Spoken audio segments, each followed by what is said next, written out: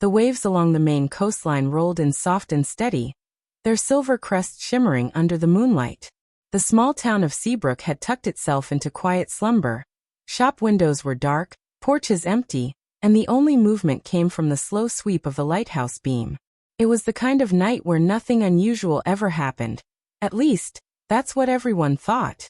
Emily Carter locked the front door of her bookstore, Harbor Light Reads, and slipped the keys into her coat pocket.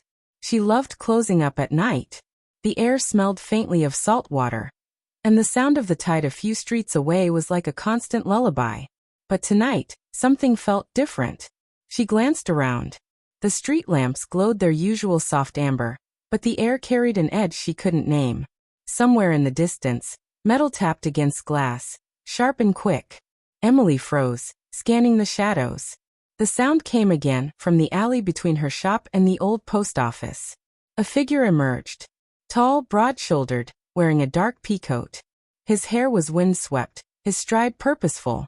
Even in the low light, Emily could see his eyes were an unusual green, bright, searching. "Evening," he said with a nod. His voice was deep, calm. "Evening," Emily replied cautiously. "Are you visiting?" "Passing through," he said. "Daniel Reid. Looking for a place to stay the night, but everything seems closed." "You might try Seabrook Inn," she said. "Mrs. Patterson runs it. She locks up early, but she lives upstairs." He smiled faintly. "I'll give it a try. Thanks." He started walking, then paused. "If you heard tapping just now, you might want to check your store windows." Emily tilted her head. "Why?" He hesitated. In small towns, even quiet nights can have surprises. Then he walked on, disappearing into the mist. Emily shook off the encounter and headed home. A cozy white two-story house with a wraparound porch. She made tea, curled up in her favorite chair, and tried not to think about the stranger. But she did. There was something about his tone, as if he knew more than he'd said. At 10 o'clock, a knock came at the door. She peeked out the curtain.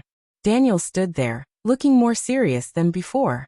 "Sorry to bother you," he said, "but I think you should see this." He held a small, crumpled envelope, damp from the night air.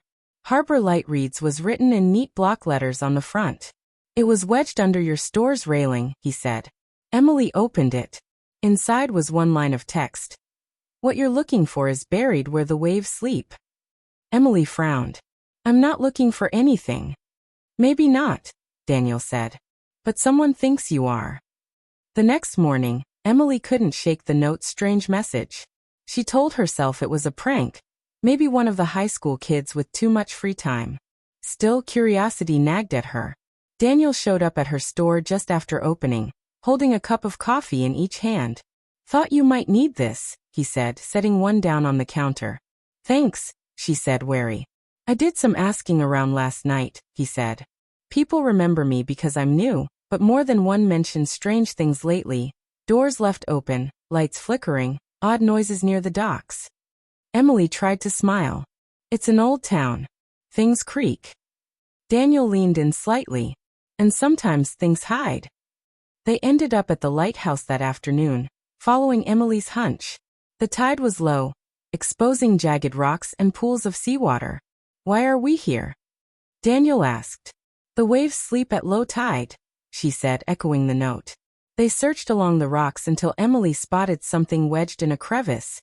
A weathered tin box, no bigger than a shoebox. Inside, wrapped in oilcloth, was a leather-bound journal. Emily opened it carefully. The handwriting inside was neat, dated from the 1940s, and filled with accounts of the town, names, events, even sketches of the harbor. One page caught her eye. "If you are reading this, the truth about Seabrook belongs to you now. Protect it." She looked at Daniel. "What truth?" He scanned the page, then closed the journal. "I think someone doesn't want you to find out." Over the next week, they met each day, sometimes at the store, sometimes at the docks. Daniel was an outsider, but he knew how to ask the right questions without drawing too much attention. Emily began to look forward to their time together, even as unease grew about the journal's contents. One evening, sitting on her porch, Emily admitted, "It's strange. Before you showed up, my life was quiet, predictable." "And now?" Daniel asked. She smiled faintly. Now it feels like the beginning of a story I'm not sure I know the ending to. Daniel held her gaze.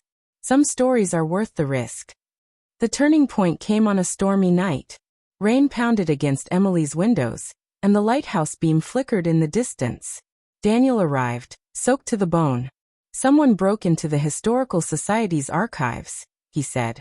The only thing missing was the file on Seabrook's founding families. Emily's thoughts flashed to the journal. They're looking for this. They spent the night reading through the journal, piecing together the story it told. Seabrook's founders had discovered something buried beneath the bay, something valuable enough to keep secret for generations. The journal hinted it was still there. By dawn, Emily realized the quiet life she'd known was gone. She also realized something else. Daniel's presence in her life wasn't just chance. You came here for this, she said softly. He nodded. I didn't expect to find you in the middle of it, or to care so much about what happens to you. In the days that followed, they made a choice. They'd hide the journal somewhere safe, away from whoever was searching for it. Together, they rowed out to a small, rocky island just beyond the bay, and sealed the journal inside an old, rusted buoy. Back on shore, the town seemed as calm as ever. But Emily knew better. The quiet nights of Seabrook would never be the same. Daniel stood beside her, the wind tugging at his coat. You could have walked away, he said. So could you, she replied. They shared a smile, one that said they'd both found something worth staying for. And as the lighthouse swept its light across the dark water, Emily thought of the note that had started it all. What she was looking for might have been buried beneath the waves, but she'd found something far more precious on land.